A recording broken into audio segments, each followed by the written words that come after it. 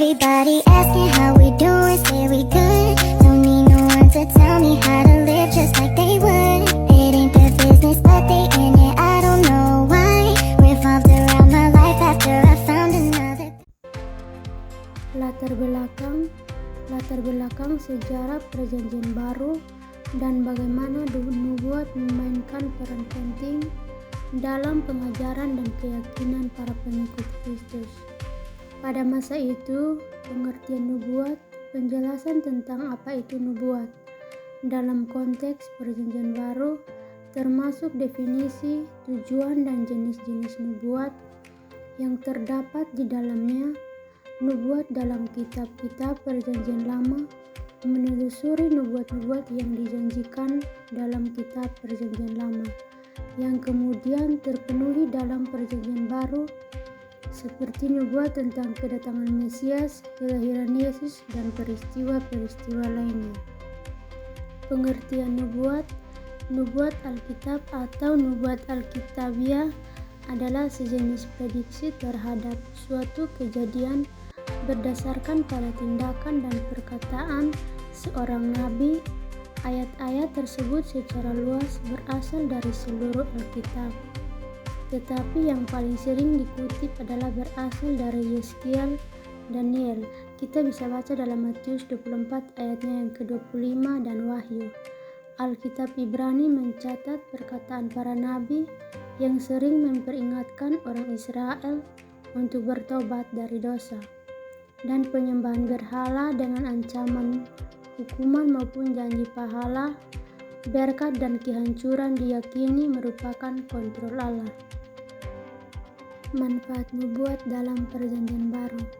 Tuhan mengetahui akhir dari awal dan meramalkan masa depan dengan sangat akurat.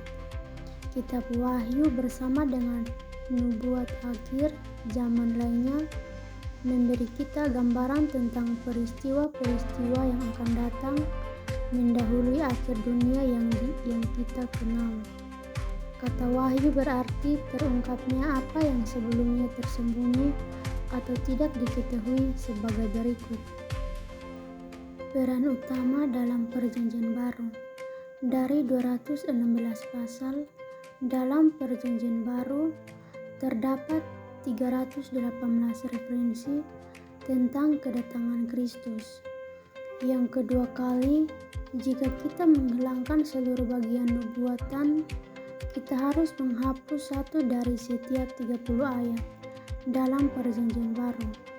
Kita juga harus melewatkan 23 dari 27 kitab Perjanjian Baru yang menyebutkan nubuat.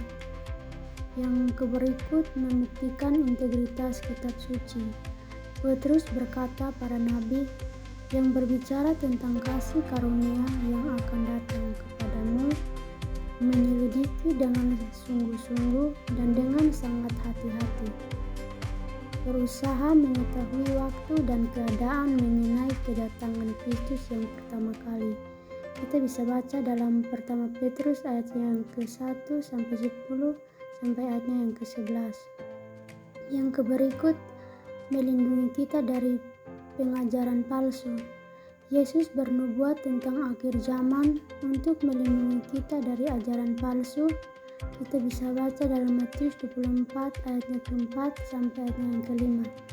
Dia memperingatkan, waspadalah supaya ada orang yang menyesatkan kamu, sebab banyak orang akan datang dengan namaku sambil berkata, akulah Mesias, dan mereka akan menipu banyak orang. Mempersiapkan kita untuk akhir hari.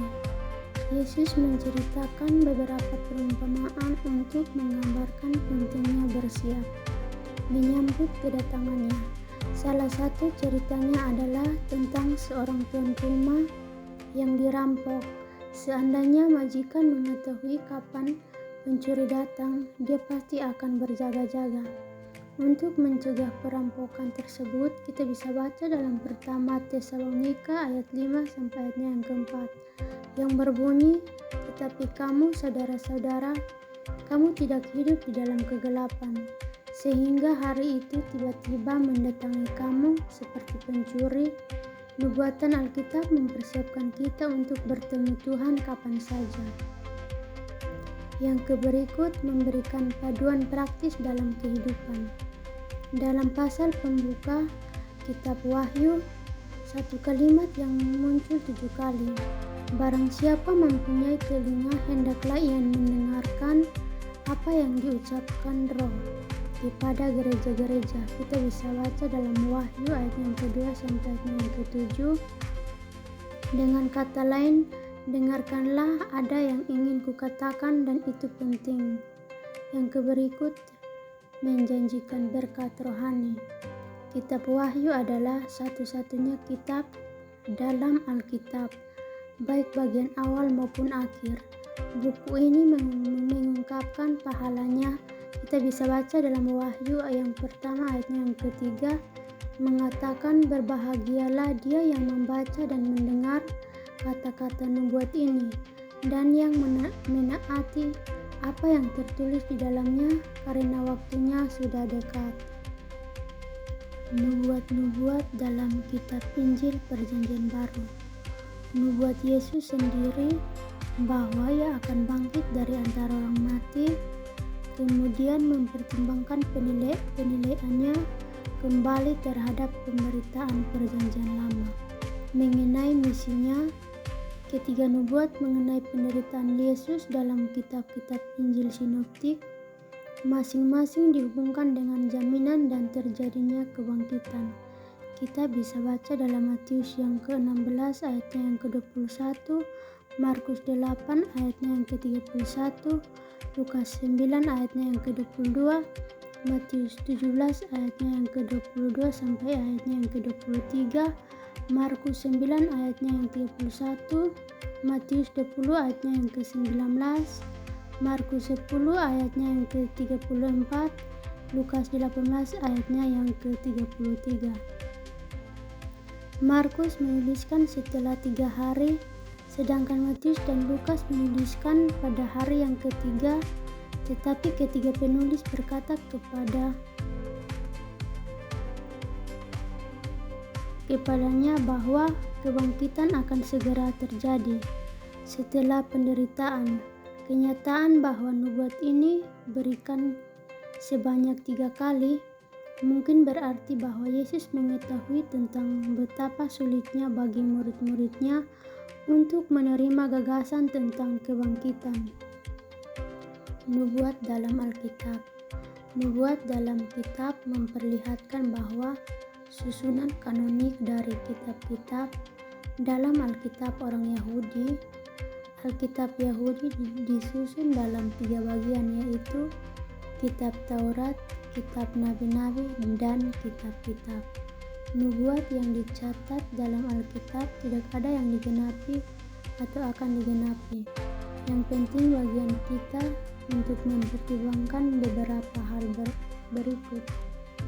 Yang pertama, mencatat nubuat dalam Alkitab Perjanjian Baru dan kegenapannya. Kita dapat menemukan beberapa nubuat dalam Perjanjian Baru, yaitu lagi tergenapi pada zaman kekristenan dan nubuat dalam Perjanjian Baru. Nubuat dan kegenapannya adalah salah satu bukti bahwa Alkitab adalah firman Allah. Yang kedua, nubuatan dalam Alkitab Perjanjian Baru, namun kegenapannya dicatat dalam sejarah dunia atau catatan tradisi gereja. Nubuat-nubuat dalam Perjanjian Baru ada yang tidak tercatat kegenapannya dalam Alkitab itu sendiri, tetapi tercatat dalam sejarah dunia ataupun dalam catatan tradisi gereja. Perlu dipahami bahwa meskipun catatan sejarah dunia ataupun catatan tradisi gereja tidak diilhami oleh Allah penulisannya, namun fakta penting yang perlu kita pertimbangkan adalah bahwa peristiwa-peristiwa yang tercatat di dalamnya telah menggenapi apa yang telah dinubuatkan dalam Alkitab. Yang ketiga, dalam Alkitab Perjanjian Baru mencatat beberapa nubuat yang belum tergenapi. Tidak semua nubuat dalam Alkitab telah digenapi. Ada beberapa di antaranya belum tergenapi, tetapi pasti akan digenapi.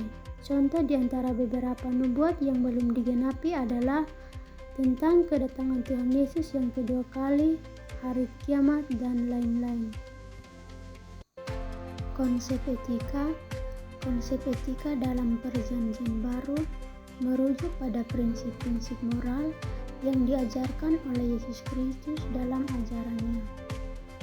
Ini melibatkan nilai-nilai moral yang dianggap penting dan relevan bagi umat Kristen dalam mengikuti Kristus. Salah satu konsep etika yang penting dalam Perjanjian Baru adalah kasih. Yesus mengajarkan agar orang Kristen mengasihi sesamanya dengan cara yang sama, seperti Kristus mengasihi mereka.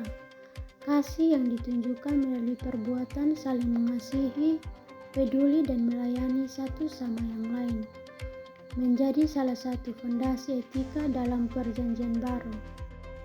Yang terakhir, kesimpulan. Nubuat dalam Perjanjian Baru adalah prediksi atau pengungkapan tentang masa depan yang dinyatakan oleh para nabi atau Yesus Kristus sendiri.